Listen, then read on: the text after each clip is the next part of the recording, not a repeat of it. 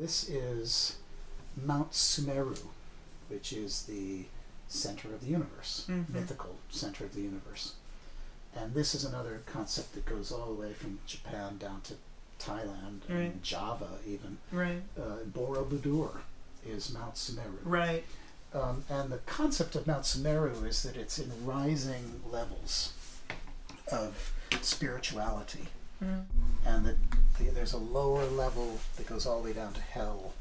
And then there's our worlds, 4 continents here. And then a series of 7 seas and 7 walls, 7 mountains. Each of you notice the mountains get higher and higher and higher. And finally there's the central mountain, which is where the central pagoda is, where Indra, Lord of the Universe, sits, or the Buddha might sit. And up until here, even though it's the realm of gods, it still has some materiality about it. But from here on, it becomes entirely spiritual. And then there are 30-some spiritual realms going up and up and up until the whole thing evaporates into nirvana. And so this is the structure of every pagoda you've ever seen. And in Japanese pagodas, it's very clear because they're the rising roofs. And then there's that spire on the top, which are those immaterial worlds. And then the very point at the top is where you go into nothingness, into nirvana.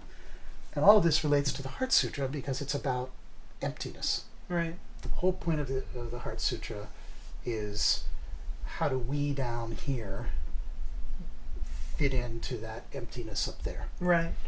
In fact, even this word mushiki, shiki, is the big word of the Heart Sutra.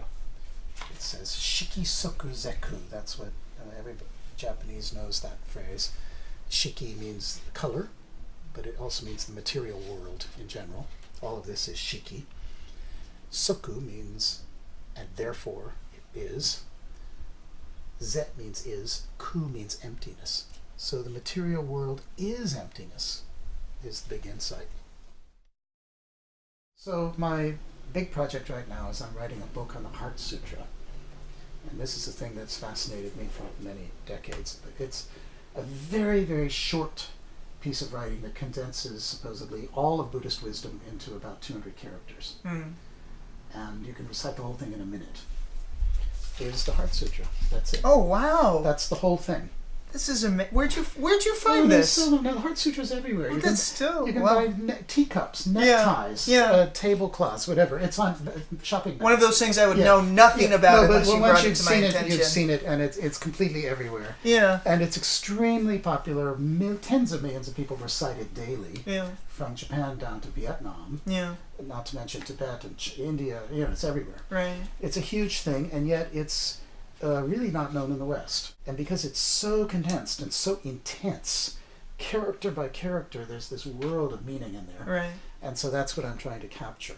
Do you have a particular line that's really resonating with you? Well, of course, those famous lines, Shiki soku zeku, ku soku zeshiki. Those are the 2 famous lines that says the material world is the same as emptiness, emptiness is the same as the material world. So the other great thing is there's a mantra at the end, gyate gyate hara gyate, which is very mysterious. What does it mean? I have to read my book. Oh, okay. Well, that's good to end on a cliffhanger. Cool.